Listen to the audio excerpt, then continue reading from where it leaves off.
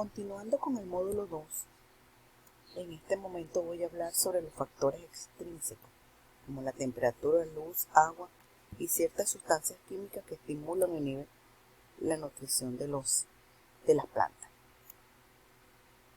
Voy a hablar ahora de la motomorfogénesis. Mientras que la mayoría de la gente conoce la importancia de la luz para la fotosíntesis, pocos se dan cuenta de que la sensibilidad de la planta a la luminosidad desempeña un papel en el control de su desarrollo estructural, que es la morfogénesis. Este uso de la luz para controlar el desarrollo estructural se llama fotomorfogénesis y depende de la presencia de fotorreceptores especializados, los cuales son pigmentos químicos capaces de absorber ondas de luz específicas. Las plantas usan 4 clases de fotorreceptores: los fitocromos, criptocromos, un fotorreceptor UVB y Proctochlorophyllidae AE.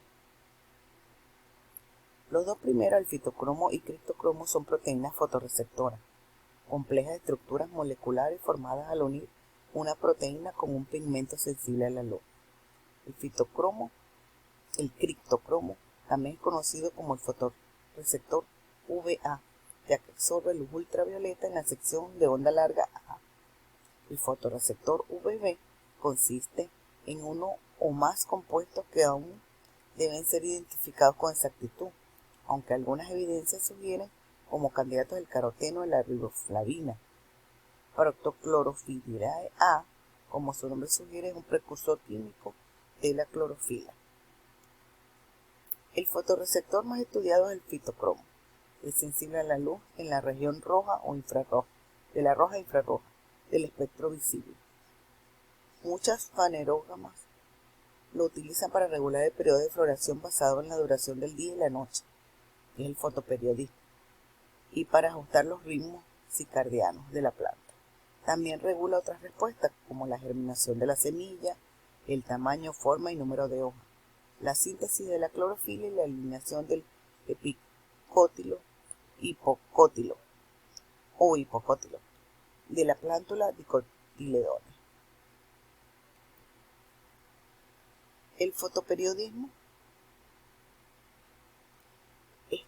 Muchas fanerógamas usan el pigmento fitocromo para detectar el cambio estacional de la duración del día, los cuales traducen como señales para florecer. Esta sensibilidad se denomina el fotoperiodismo, por lo que las especies que florecen se pueden clasificar como plantas de días largos, de días cortos y neutros, dependiendo de la respuesta de cada una de los cambios de la duración del día. Las plantas del día largo requieren cierta cantidad de luz diurna para iniciar su floración, por tanto florecen en primavera o verano. Por el contrario, las plantas de días cortos florecerán cuando la duración de la luz diurna descienda hasta un nivel crítico. Las neutras, en cambio, no se basan en este fotoperiodismo para florecer, aunque algunas serían sensibles a la temperatura. Aunque una planta de días cortos no puede florecer durante los largos del verano, en realidad no es la exposición a los periodos de luz lo que limita la floración, sino que requiere de un periodo mínimo de oscuridad ininterrumpida cada 24 horas, antes de que el desarrollo floral pueda comenzar. Se ha determinado experimentalmente que una planta de este tipo no florece si durante la noche se utiliza un flash de luz activadora del fitocromo. Las plantas hacen uso del sistema fitocromático para detectar la duración del día o fotoperiodo. Este hecho es utilizado por floristas y viveristas para controlar e incluso inducir la floración fuera de su estado natural, como ocurre con insectos. Cuando hablamos de la temperatura, en respuesta a temperaturas extremas, las plantas pueden producir varias proteínas. Estas los protegen de los efectos dañinos de la formación del hielo y de la caída de la catálisis enzimática a baja temperatura y de la desnaturalización de las enzimas y el aumento de la fotorrespiración a altas temperaturas. Cuando las temperaturas caen, la producción de proteínas anticongelantes y de sidrinas aumenta. A medida que aumenta la temperatura, aumenta la producción de proteínas de choque térmico. Los desequilibrios metabólicos asociados con temperaturas extremas resultan en la acumulación de especies reactivas de oxígeno, que pueden ser contrarrestadas por sistemas antioxidantes. Las membranas celulares también se ven afectadas por los cambios en la temperatura y pueden hacer que la membrana pierda sus propiedades de fluido y se convierta en un gel en condiciones frías o se convierta en una fuga en condiciones cálidas. Esto puede afectar el movimiento de compuestos a través de la membrana. Para evitar estos cambios, las plantas pueden cambiar la composición de las membranas en condiciones de frío. Se colocan más ácidos grasos insaturados en la membrana y en condiciones de calor se insertan más ácidos grasos saturados. Las plantas pueden evitar el sobrecalentamiento al minimizar la cantidad de luz solar que ellas van a absorber y al aumentar los efectos de enfriamiento del viento y la transpiración. Las plantas pueden reducir la absorción de luz usando pelos de hojas reflectantes, escamas o ceras.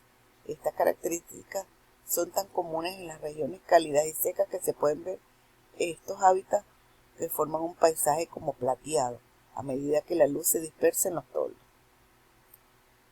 Algunas especies como el Macroptylium purpureum pueden mover sus hojas a lo largo del día para que siempre estén orientadas a evitar el sol. Eso es llamado paraheliotropismo. El conocimiento de estos mecanismos ha sido clave para mejorar la tolerancia al estrés del calor de las plantas agrícolas. Las plantas pueden evitar el impacto total de la temperatura alterando su microclima. Por ejemplo, se dice que la planta Rauwillia, que se encuentra en las tierras altas de Nueva Zelanda, se asemejan a las ovejas vegetales, ya que forman grupos compactos con forma de cojín para aislar las partes más vulnerables de la planta y protegerla de los vientos fríos. El mismo principio se ha aplicado en la agricultura mediante el uso de acolchado de plástico para aislar los puntos de crecimiento de los cultivos en clima frío para estimular el crecimiento de las plantas. En cuanto al agua, demasiada o muy poca agua puede dañar la planta. Si hay poca agua, los tejidos se deshidratarán y la planta morirá. Si el suelo se llena de agua, el suelo se volverá anóxico, bajo en oxígeno, lo que puede matar la raíz de la planta. La capacidad de las plantas para acceder al agua depende de la estructura de sus raíces y del potencial hídrico de las células de la raíz. Cuando el contenido de agua del suelo es bajo, las plantas pueden alterar su potencial hídrico para mantener un flujo de agua hacia las raíces y hacia las hojas. Este extraordinario mecanismo permite a las plantas elevar el agua hasta 120 metros aprovechando el gradiente creado por la transpiración de las hojas. En suelos muy secos, las plantas cierran los estomas para reducir la transpiración y evitar la pérdida de agua. El cierre de los estomas a menudo está mediado por señales químicas de la raíz, o sea, por el ácido abscísico que estudiamos anteriormente. En los campos irrigados, el hecho de que las plantas cierran sus estomas en respuesta al secado de las raíces puede aprovecharse para engañar a la planta para que utilice menos agua sin reducir su rendimiento. El uso de esta técnica fue desarrollado en gran medida por el Dr. Peter Dry y sus colegas allá en Australia. Si la sequía continúa, los tejidos de la planta se deshidratan, lo que resultaría en la pérdida de la presión de turgencia, que es muy visible, que nosotros conocemos como marchitamiento. Además de cerrar sus estomas, la mayoría de las plantas también pueden responder a la sequía alterando su potencial hídrico, haciendo un ajuste osmótico y aumentando el crecimiento de las raíces. Las plantas que se adaptan a ambientes secos, las xerófitas, tienen una gama de mecanismos más especializados para mantener el agua y o proteger los tejidos cuando se produce la desecación. El anegamiento produce el suministro de oxígeno en la raíz, reduce el suministro de oxígeno en las raíces y puede matar a una planta en cuestión de días. Las plantas no pueden evitar la inundación, pero muchas especies superan la falta de oxígeno en el suelo al transportar oxígeno a la raíz desde los tejidos que no están sumergidos. Las especies que toleran la saturación de agua desarrollan raíces especializadas cerca de la superficie del suelo y el aerenquima para permitir la difusión de oxígeno desde el brote de la raíz en la parte de arriba hasta su raíz. Desde el brote de la planta hasta la raíz. Las raíces que no se matan de forma directa también pueden cambiar a formas de respiración celular con menos oxígeno. Las especies que están frecuentemente sumergidas han desarrollado mecanismos más elaborados que mantienen los niveles de oxígeno de la raíz. Tal vez las más notables son las espectaculares raíces aéreas observadas en los bosques de manglares. Sin embargo, para muchas plantas de interior, con exceso de agua, los síntomas iniciales de anegamiento pueden parecerse a los de la sequía.